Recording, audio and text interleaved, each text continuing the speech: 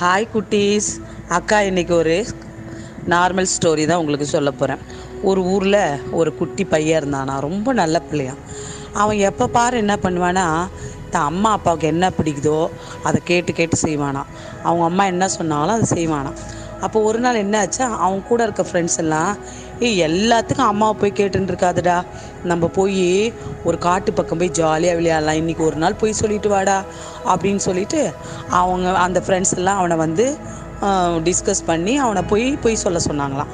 சரி, ரொம்ப தூரம் போய் விளையாடுறாங்களே, நாமளும் போய் விளையாடலாம் அப்படின்னு சொல்லிட்டு அவன் என்ன பண்ணானா, சரி ஆசையாக இருக்குல்ல நம்ம போய் விளையாடலாம் அப்படின்ட்டு, அம்மா நான் இங்கே போய் விளையாட போகிறேம்மா பக்கத்தில் அப்படின்னு சொன்னானா.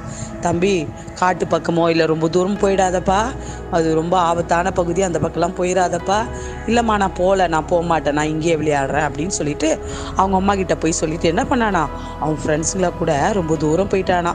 பாரு பிள்ளைங்களா, அங்கே போயிட்டு அந்த பிள்ளைங்க யாருக்குமே திரும்பி வர்றதுக்கு வழி தெரியலையா. அப்போ இந்த பிள்ளைங்களாம் என்ன ஆயிடுச்சுன்னா, ரொம்ப இருட்டாக பேரண்ட்ஸ் எல்லாம் தேட ஆரம்பித்தாங்களாம். அப்போது ஒருத்தர் மேலே ஒருத்தர் குறை சொல்லிட்டாங்களாம். உன் பிள்ளையா கூட தான் போயிருப்பான், என் பிள்ளையா கூட தான் போயிருப்பான்னு. அப்போ என்ன ஆச்சு தெரியுமா, எல்லாரும் சேர்ந்து அந்த காட்டு பக்கமாக போய் தேடினா, ஒரு இடத்துல எல்லா பிள்ளையும் பயந்துட்டு நடுங்கிட்டு கீழே உட்காந்துருக்கான். அப்போது மேலே பார்த்தா ஒரு பெரிய பாம்பு அந்த பிள்ளையில கடிக்கிற அளவுக்கு மேலே இருக்கான். இந்த பிள்ளைங்க அந்த பாம்பை பார்த்துட்டு நடுங்கிட்டு, எப்போ கடிக்க போகுதுன்னு நடுங்கிட்டு உட்காந்துருக்கான்.